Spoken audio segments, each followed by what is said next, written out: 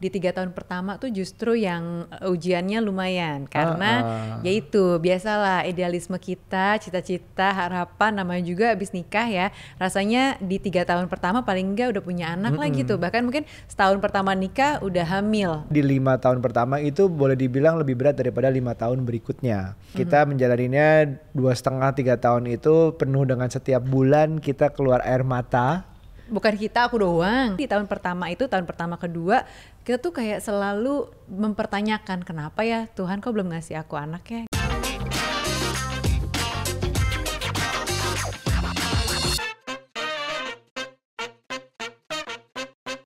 Halo, kembali lagi di podcast Curhat Babu, curhatnya Bapak dan Ibu. Halo semua, apa kabar? Hai parents, apa kabar di rumah? Mudah-mudahan baik-baik aja ya. Kembali lagi nih ketemu sama kita. Saya Bapak Aryo atau Ece Gario dan Ibu Nucha. Iya. Nah, di episode kali ini kita tuh mau sharing-sharing cerita-cerita seputar pernikahan. Jadi Bab, sebenarnya di Parent Talk itu adalah yang paling banyak nih followers kita di usia pernikahan 1-5 tahun. Artinya ya tuan kita sih, ya kan? Ya kita kira-kira baru 2 tahun lah ya. Baru 2 tahun, baru banget dong kita ya. Jangan, 2 tahun itu masa-masa yang kita masih berusaha waktu itu. Berusaha apa itu? Betul, berusaha punya anak. Jadi menurut aku kali ya, di 3 tahun pertama tuh justru yang ujiannya lumayan. Karena yaitu biasalah idealisme kita, cita-cita, harapan, namanya juga abis nikah ya. Rasanya di 3 tahun pertama paling enggak udah punya anak lah gitu. Bahkan mungkin setahun pertama nikah udah hamil. Nah itu tuh mungkin ekspektasi, harapan, cita-cita yang ternyata sebenarnya begitu udah nikah nggak semudah itu. Jadi mungkin kita cerita dulu 5 tahun pertama itu milestone atau tipping point apa sih yang penting terjadi di 5 tahun pernikahan awal kita ini. Mau cerita kamu apa? Kamu dulu deh. Iya, jadi teman-teman di sini kalau nonton nih mungkin kita nih Bu Min dan bukan Pak Min. Bukan Pak Min. Ya Pak Aryo ini gue. Kita tuh udah menikah 10 tahun sekarang, memasuki tahun ke-11. Dan di 5 tahun pertama itu boleh dibilang lebih berat daripada 5 tahun berikutnya. Oke. Emang gitu ya menurut kamu ya? Menurutku gitu. Jangan-jangan gue doang yang berpikir gitu. Iya enggak. Sama kan? Bener. Jadi 3 tahun pertama kita fokuskan semua hasrat, energi, waktu, tenaga, uang untuk memiliki keturunan.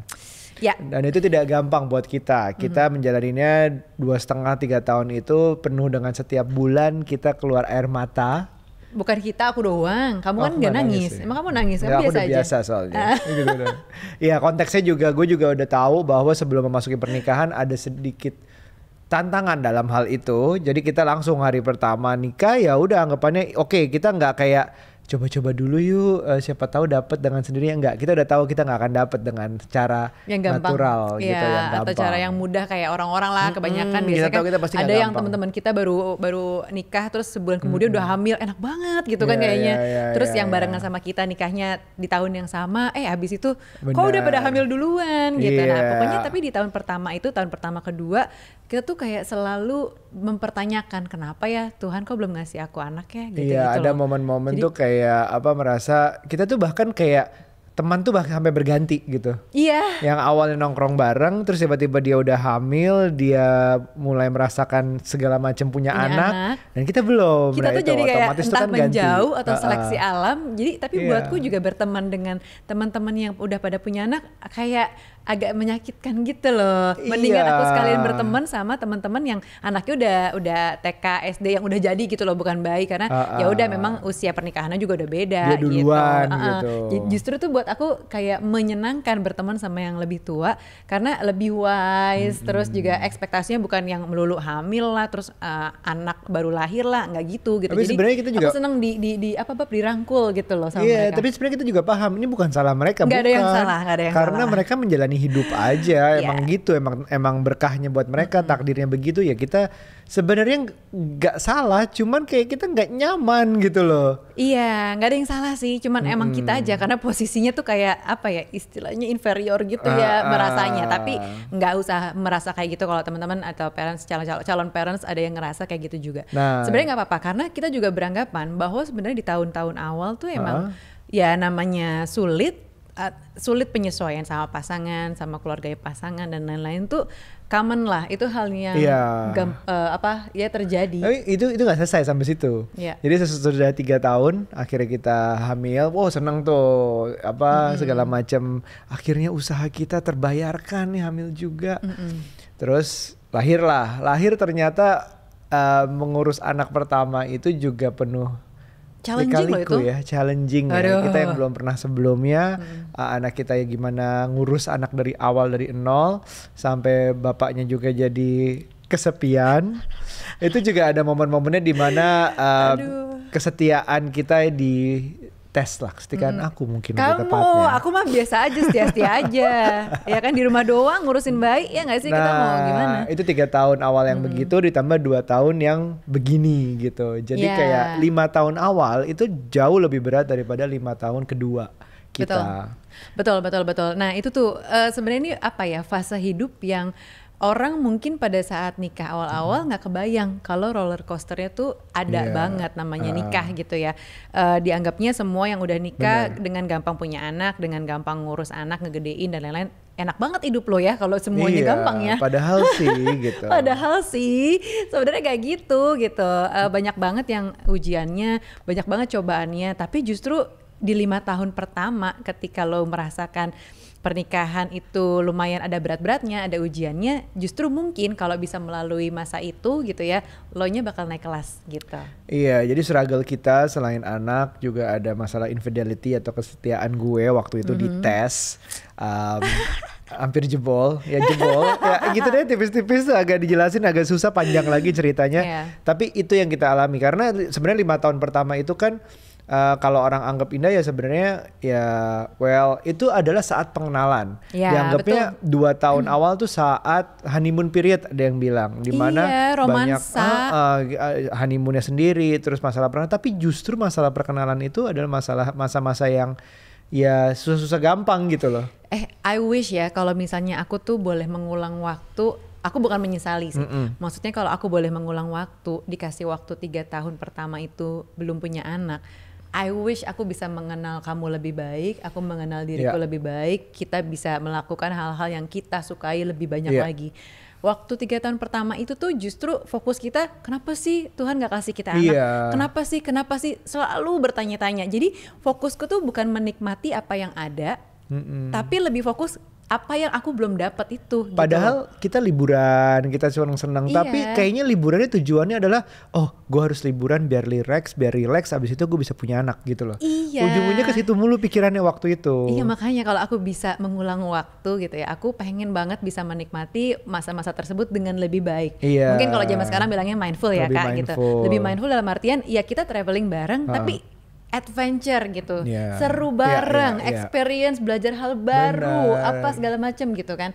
Itu tuh bisa jadi momentum kayak gitu sebenarnya. Atau misalnya sama-sama belajar sabar atau belajar ada hal-hal baru lah, karakter baru. Ini konteksnya bukan kita kayak seperti Nucha bilang, bukan menyesali ya, tapi ada hal-hal yang mungkin teman-teman parents di sini yang usia pernikahannya 1-5 atau baru mau menikah mungkin bisa mengerti dari kita bahwa apa sih yang bisa di-expect atau diharapkan di saat 5 tahun menikah awal, apa sih yang mungkin terjadi, padahal seharusnya mungkin apa sih yang bisa dilakukan. Nah ini nih dari sini gitu. Jadi karena kita berhubung pernikahannya udah 10 tahun ya, jadi kita bisa ngelihat dari helicopter view atau alias dari bigger picture-nya kalau misalnya teman-teman sekarang masih berada di dalam 5 tahun pertama gitu ya. Jadi kita bisa bukan ngasih wejangan sih, kita sok tua banget ya, enggak. Emang maksudnya kayak bisa setidaknya ngelihat dari helicopter view gitu loh dari atas, karena kita udah melalui masa itu gitu. Jadi apapun yang kalian sekarang nih lagi ada struggle, challenge sama pasangan, itu tuh masih sebagian kecil sebenarnya gitu. Tapi memang ujian itu atau cobaan ya kayaknya datang memang punya tujuan sih buat kita naik kelas, buat kita dan atau justru personally aku sih itu punya sesuatu gitu loh. Contoh mungkin nih. Di saat kita ingat 3 tahun pertama bahwa selalu sedih nggak bisa punya anak segala macam, saat itu challenge, tapi kayaknya itu terjawab setelah akhirnya anaknya umur ya mungkin 2-3 tahun tuh kayak wah nggak kebayang ya kalau aja di saat kita menikah berapa tuh 10 tahun lalu, udah pokoknya 10 tahun lalu langsung hamil, dan emosi gue sendiri itu masih labil gitu, masih berantakan. Jadi anaknya yang misalnya nangis biasa jadi nangis luar biasa kesannya, karena gue ngelihatnya tuh itu sesuatu yang dengan emosi gue yang berantakan gitu. Dan jadi men-trigger emosi. Jadi kayaknya yang ada yang bilang bahwa semua akan indah pada waktunya. Mungkin juga ada alasan kenapa gue punya anak waktu itu di umur 33. Oh, kamu pas 33 34 kalau nggak salah waktu itu. Ya, akhirnya 6 tahun. Ya. Nah, 33 dibanding gue punya anak yang misalnya umur 25. Ini bukan punya anak umur 25 salah ya. Tapi gue di 25 mungkin panas banget tuh. Bola panas gitu. Buat Aryo case-nya dia emosian gitu pada usia segitu. Sama sih, aku juga belajar ya dari menanti dan menunggu itu. Sebenarnya kesabaran sih yang paling diuji karena dan menguji hal yang paling jadi idealisme buat aku banget, yaitu menurutku semua hal itu bisa diatur dan bisa direncanakan. Nah itu tuh yang ternyata hal yang biasa aku lakukan.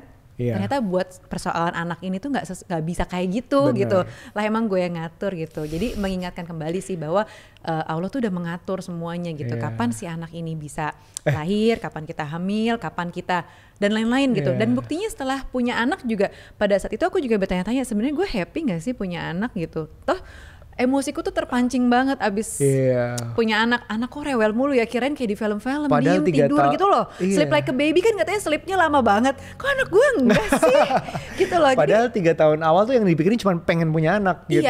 Terus begitu ada tuh lo kok jadi mempertanyakan gitu. Bener, itu tuh kayak mau lo apa sih gitu loh. Kalau gue bisa balik lagi ke masa-masa gue udah melahirkan anak pertama itu, mau lo apa sih? Kemarin 3 tahun lo pengen punya anak, begitu lo udah dikasih, kenapa lo mempertanyakan gitu kayak. Terus juga Nucha nih contohnya ya, kalau di Nucha tuh kayak waktu baru nikah sama Nucha tuh rapih, bersih.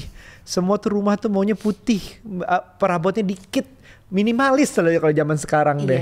Nah, clean look kalau zaman sekarang. Lah.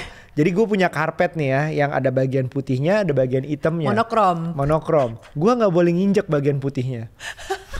Sebel nggak? Dan gue pulang dari kantor atau dari manapun berkegiatan nggak boleh duduk di sofa dulu, suruh mandi. Gitu. Nah itu dulu waktu belum punya anak. Nah sekarang boro-boro. Gue udah pasrah, jadi ya udahlah gitu. Nah gitu, itu mungkin ada hal-halnya yang semua akan indah pada waktunya. Itu contoh tentang anak ya. Maksudnya aku juga mau bicara tentang yang infidelity tadi. Kalau itu nggak terjadi di 5 tahun pertama, mungkin kita nggak tahu yang namanya marriage counselor. Betul. Gitu. Di saat kita itu terjadi ya kita datang ke marriage counselor dan sekarang menjadi suatu hal yang rutin, ada atau nggak ada masalah. Nah ini mungkin bisa jadi, siapa tahu teman-teman di sini, parents di sini bisa mengalami misalnya memikirkan bahwa marriage counselor tuh kalau ada masalah doang kan. Enggak, gue nggak apa-apa kok, gue baik-baik aja, ngapain gue ke marriage counselor. Ya itu coba dilakukan justru sebelum ada masalah. Betul, dan yang aku yakinin juga sebenarnya kayaknya nggak semua pasangan sih punya ujian di usia pernikahan 5 tahun. Jadi jangan kayak timeline yang wah nih mau tahun ke-5 nih berarti gue bakal dapat ujian gede gitu. Ya nggak gitu juga, timelinenya kan beda-beda, bisa maju bisa mundur. Dan belum tentu juga di tahun ke-5 periode itu gitu, bisa aja tahun ke-7, tahun ke-3 mungkin, ya nggak tahu karena nggak ada yang saklek. Tapi nih kebetulan aja di kita tuh terjadinya pada saat usia pernikahan mau 5 tahun. Nah itu dia tuh, tau gak? Jadi itu kan posisinya di usia menuju 5 tahun itu sebenarnya anak pertama baru usia 1 tahunan. Yang kita pikir adalah wah lagi bahagianya dong kak, ya kan, setelah menanti lama terus punya anak lagi lucu-lucunya nih 1 tahun gitu. Wah yang terjadi sebenarnya realitanya adalah setelah 3 tahun itu gue habiskan untuk mempertanyakan kenapa gue gak hamil-hamil, kenapa Tuhan gak kasih gue anak.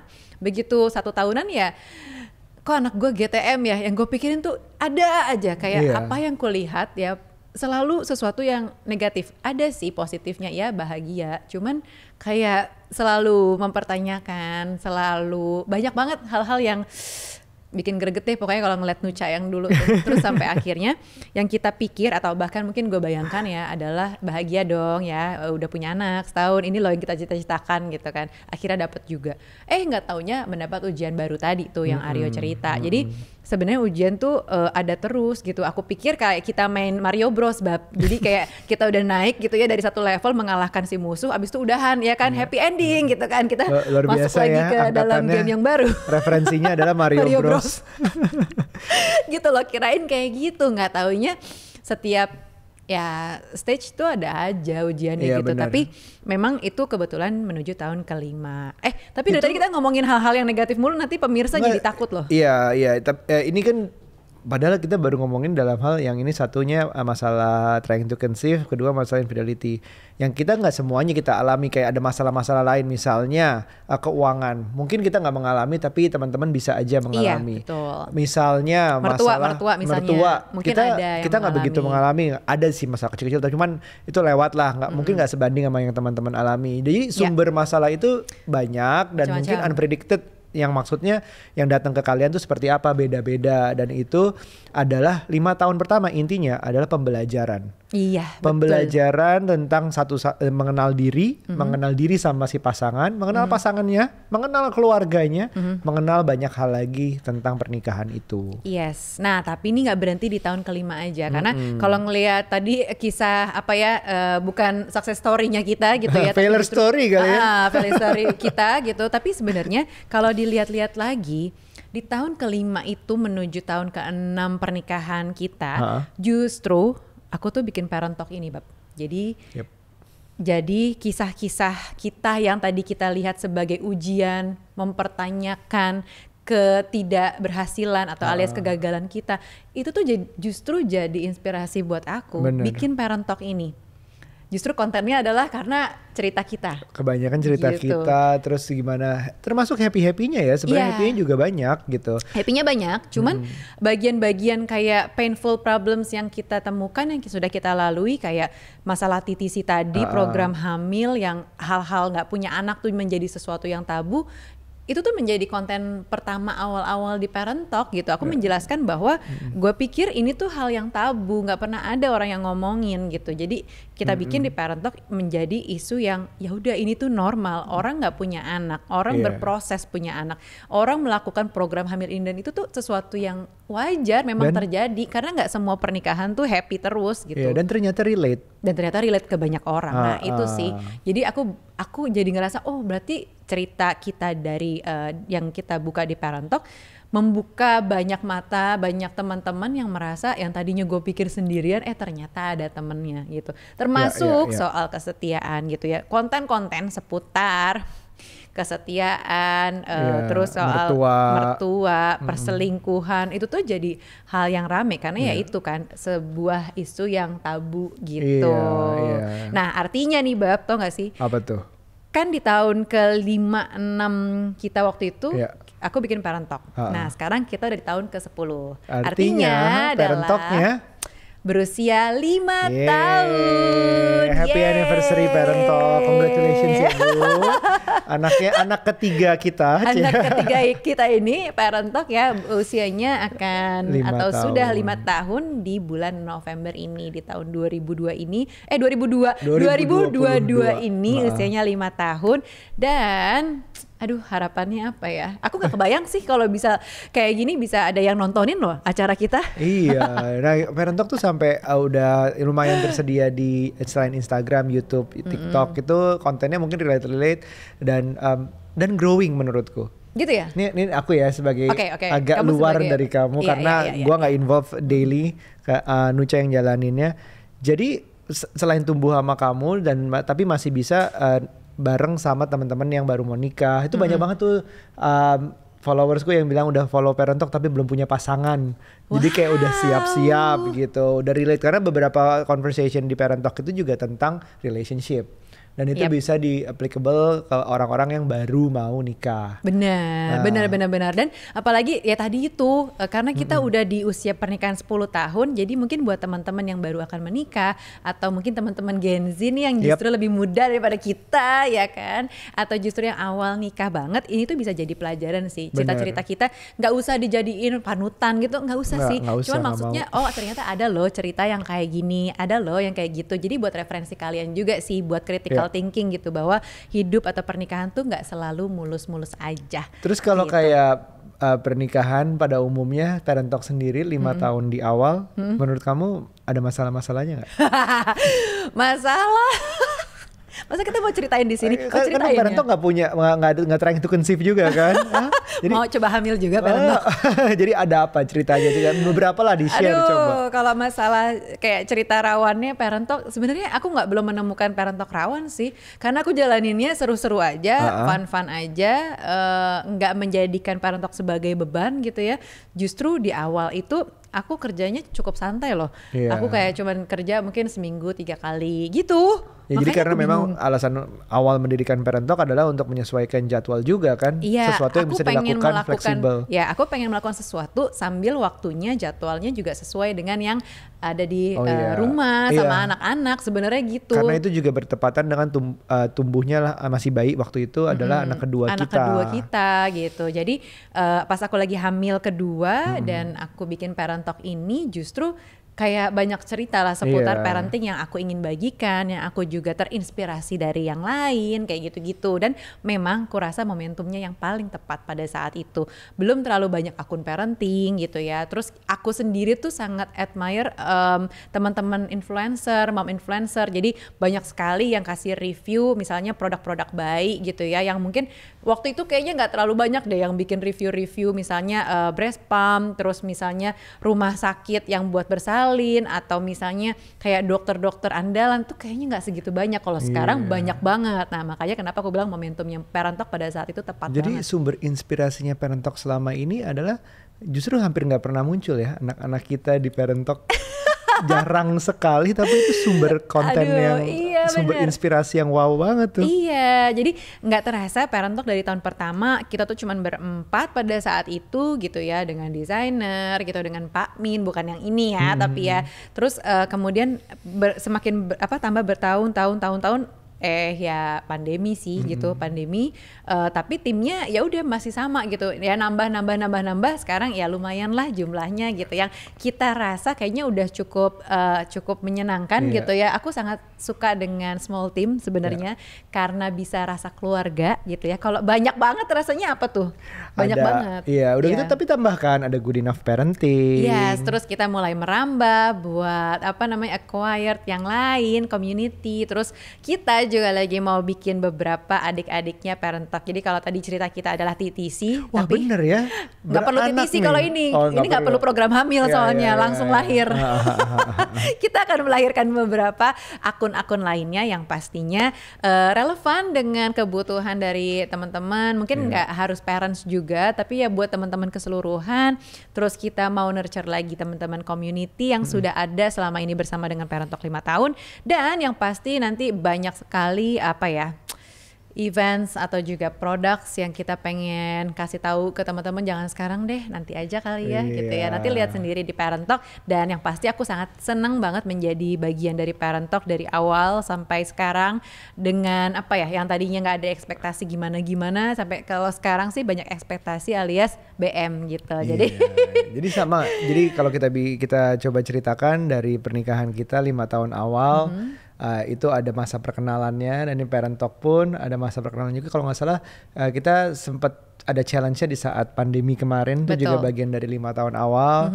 Harus menyesuaikan, itu juga ya semua bisnis berat lah ya di pandemi kemarin. Dan mungkin challenge-nya lebih banyak di aku sih, karena mungkin aku lebih involved daily kan di Parent Talk. Terus challenge di aku adalah mempertanyakan lagi, gue bisa nggak sih, gue mau ngapain ya, kira-kira apa yang harus gue lakukan gitu. Jadi banyak banget proses gue untuk belajar, proses untuk bertumbuh gitu. That's why Parent Talk sekarang tuh kita sebut sebagai we learn, we grow. Jadi sama-sama belajar, sama-sama bertumbuh, bukan cuman dari sisi pekerjaan aja, tapi dari sisi sebagai personal, sebagai keluarga, dan sebagai Parent Talk gitu. Gitu. Jadi happy anniversary ya. Congratulations Parent Talk. Semoga kedepannya masih bisa menemani parents tumbuh bareng-bareng, termasuk yang baru mau jadi parents. Dan ini kita nggak tertutup di parents doang ya sebenarnya. Kita tuh dari zaman yang kita aja kenalan itu lewat temen, mutual friends, sampai sekarang yang mungkin kenalannya harus lewat sosial media atau aplikasi dating. Nah, kita udah nggak ngerti itu. Nanti mungkin ada teman-teman di sini yang bisa lebih menjelaskan lagi. Iya, betul. Terima kasih juga buat semua yang udah follow Parent Talk dari awal sampai sekarang, atau mungkin justru banyak nih followers atau subscribers baru. Kalau misalnya ada masukan dan lain-lain, boleh banget sih, aku sangat open kok dengan apa ya, masukan, dengan feedback, karena ya gitulah, namanya juga kita belajar ya. Aku juga bukan nggak punya basic yang sebagai expert atau sebagai apapun yang ahli gitu, enggak. Jadi aku sangat membuka ruang untuk belajar. Untuk itulah aku juga pengen parent semua, teman-teman semua untuk membuka diri untuk belajar juga gitu, karena banyak banget apa ya, ruang dan kesempatan yang kalau nggak dimanfaatin sayang gitu, ya nggak sih? Asik, kayak kamu juga bisa gitu, enggak? Jaya. Oke, nah itulah untuk episode kali ini. Congratulations Parent Talk, happy anniversary juga ke 5 tahunnya. Semoga terus ada anniversary yang lain yang lebih ngebantu kita semua. Yeay. Oke, kalau gitu terima kasih banyak parents udah nonton. Jangan lupa untuk like, subscribe, share apa kayak gitu, bantu kita. Gitu. Oke, sampai ketemu lagi di episode selanjutnya. Bye.